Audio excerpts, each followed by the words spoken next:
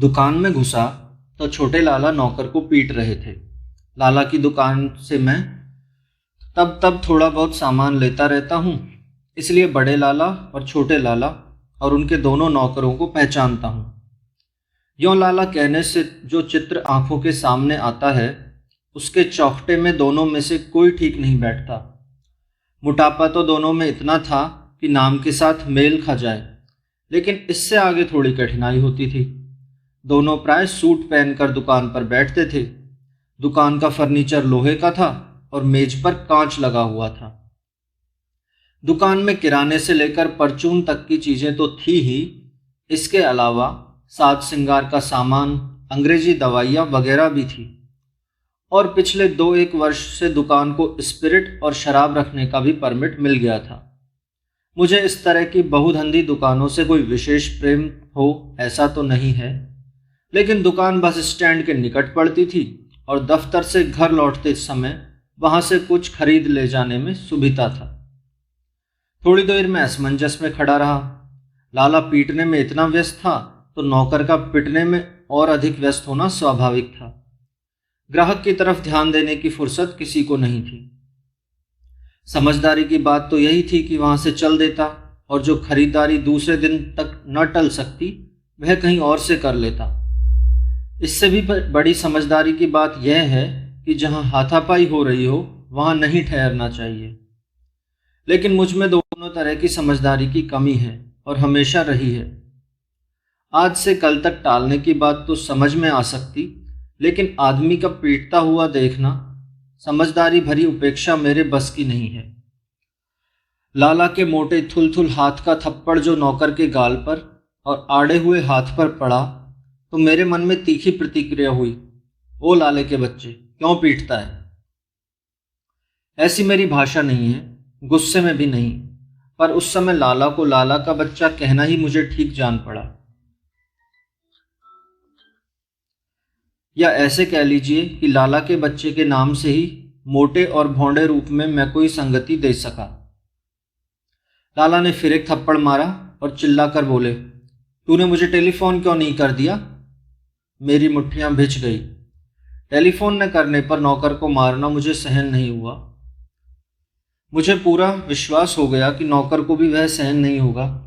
मैंने जैसे मान लिया था कि अभी अभी नौकर भी वापस एक थप्पड़ लाला के बच्चे के मुंह पर जड़ देगा, पर वह हुआ नहीं। नौकर ने वह थप्पड़ भी चुपचाप खा लिया और उसके बाद भी मार खाता गया और लाला के बच्चे की फटकार सुनता गया। लाला ने और चीख कर कहा, बोलता क्यों नहीं हीरू के बच्चे? तो नौकर का नाम हीरू है। इस तरह थोड़ा थोड़ा करके परिस्थिति मेरी समझ में आने लगी। घटना कुल जमा यह हुई थी कि छोटे लाला जब दुकान पर आए थे तो नौकर को घर पर लालाइन की सेवा में और उनके छोटे बच्चे की टहल में छोड़ आए थे। इस बीच लालाइन ने नौकर को हुक्म दिया कि दुकान से चावल ला दे। नौकर बच्चे को घर पर छोड़कर दुकान से चावल ले आया। आधे घंटे के इस अवकाश में बच्चा लालाइन के अनदेखे बाहर निकल गया और पड़ोसी लाला के घर चला गया, जिसके हम उम्र लड़के से उसकी दोस्ती थी। नौकर ने लौटकर जब बच्चे को नहीं देखा तब उसे और उसके कहने पर लालाइन को चिंता हुई। कोई आधे घंटे में यह पता लग गया कि बच्चा पड़ोस के घर में ही है, लेकिन इस बीच लालाइन का घबराहट से बुरा हाल हो चुका था। दोपहर को लाला जब खाने घर गए थे तब लालाइन ने उन्हें बता दिया था कि कैसे उन्हें बड़ी घबराहट हुई थी। अब लाला दुकान पर लौटकर नौकर से जवाब तलब कर रहे थे कि अगर बच्चा नहीं मिल रहा था तो फौरन उन्हें टेलीफोन क्यों नहीं कर दिया गया कि बच्चा नहीं मिल रहा है। अगर उसको कुछ हो गया होता तो टेलीफोन लालाइन भी कर सकती थी, या अगर खुद नंबर मिलाना उन्हें नहीं आता था तो टेलीफोन करने की बात उन्हें भी सूझ सकती थी। यह नौकर ने अभी तक नहीं कहा। पता नहीं उसे सूझा ही नहीं था या कि मारा का डर उसका मुंह बंद किए हुए था। लाला ने कांच की मेज पर रखे हुए टेलीफोन को उठाकर पकड़ते हुए फिर कहा, यह साला है किस लिए अगर तू, और फिर एक थप्पड़ हीरू को जड़ दिया।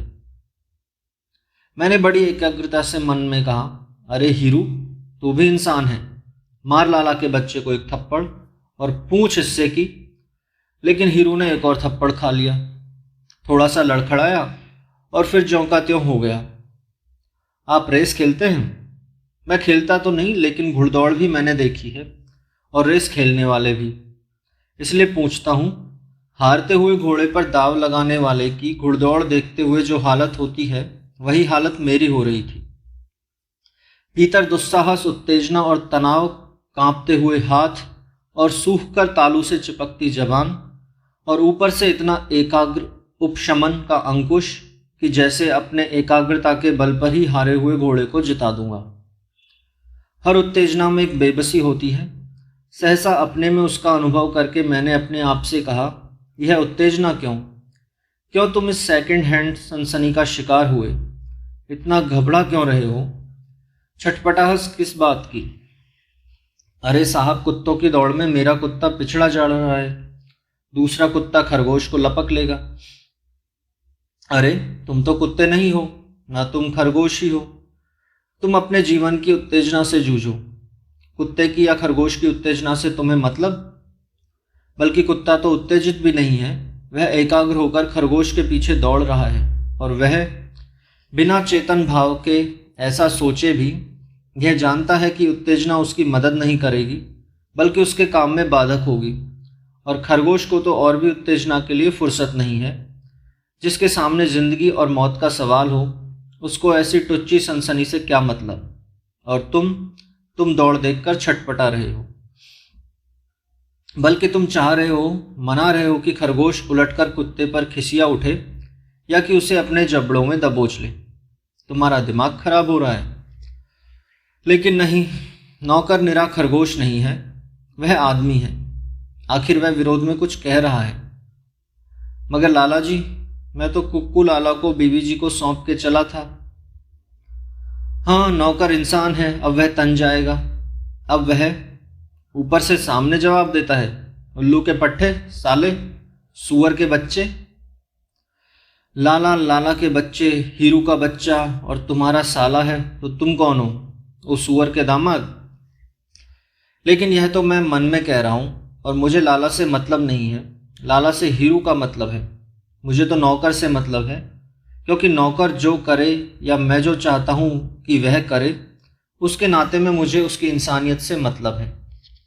अब हीरू, तू एक थप्पड़ तो मार दे लाला के बच्चे को, चाहे धीरे से ही, चाहे असफल ही।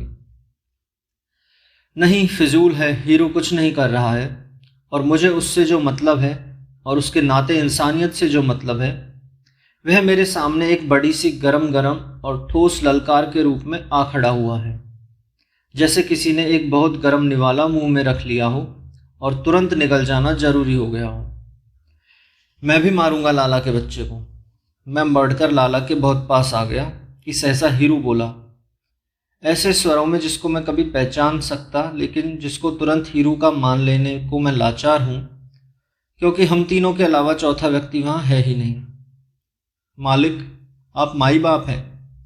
आपका लड़का मेरे अपने बच्चे के बराबर है, और मैं उस पर जान देने को तैयार हूं। आप।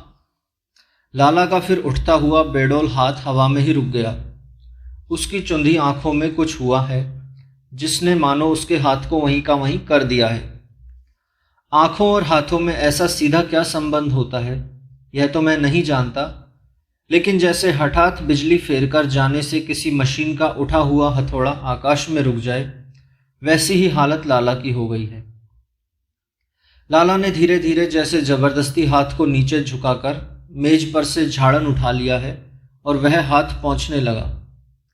अब मैं कुछ नहीं कर सकता, लड़ाई तो खत्म हो गई है। इससे पहले ही मार देता तो। असमंजस में मैंने जल्दी की थी। उसकी कुंठा को गुस्से का रूप ले लेना तो स्वाभाविक था, लेकिन लाला का बच्चा नौकर को मारकर अब हाथ पोंछता है। चाहिए तो नौकर को जाकर नहाना कि वह इस गलीज चीज से छू गया है जो लाला बनी फिरती है। हाँ साहब, आपको क्या चाहिए? मुझे अच्छी तश्तरी पर रखा हुआ तुम्हारा कटा हुआ सर। इस दुकान से अब भी कुछ लेने का मन नहीं है। यह लाला जैसे इंसानियत के घावों पर जमा हुआ कच्चा खुरंट है, जिससे संपर्क में आने की बात ही घिनौनी जान पड़ती है। मैंने कहा, अब कुछ नहीं चाहिए, हुल्लड़ सुनकर रुक गया था। जो देखा वह मुझे तो बड़ी शर्म की बात लगी। लाला बगले झांकने लगा, फिर घिघियाता हुआ सा बोला, हाँ साहब, शर्म की बात तो है। क्या बताऊं, मुझे गुस्सा आ गया। बच्चे की बात है, आप जानते हैं। फिर कुछ रुककर अनिश्चय से, जैसे छोटे मुंह वाले कनस्तर से उंगली से खोदकर घी निकाला जा रहा हो, वैसे यह थोड़े ही है कि मैं इस नौकर की कदर नहीं करता। उसकी लॉयल्टी का मुझे पूरा भरोसा है। फिर सहसा व्यस्त होते हुए, लेकिन साहब, आप बिना कुछ लिए ना जाएं, नहीं तो मुझे बड़ा मलाल रहेगा। क्या चाहिए आपको? वह क्या कहानी कभी सुनी थी? बुढ़िया बूचड़ की दुकान में गई तो बूचड़ ने सिर पर से पैर तक उसको देखकर रुखाई से बोला, तुम्हें क्या चाहिए बुढ़िया? गरीबनी बुढ़िया को सवाल बड़ा अपमानजनक लगा। क्या हुआ, उसे छोटा सौदा खरीदना है? तो वह बोली, चाहिए मुझे मॉल रोड पर हवेली और 3 मोटरें और चंदन का पलंग। लेकिन तुझसे मियाँ बूचड़, मुझे चाहिए सिर्फ 2 पैसे का सूखा गोश्त। मैं थोड़ी देर चुपचाप लाला की तरफ देखता रहा।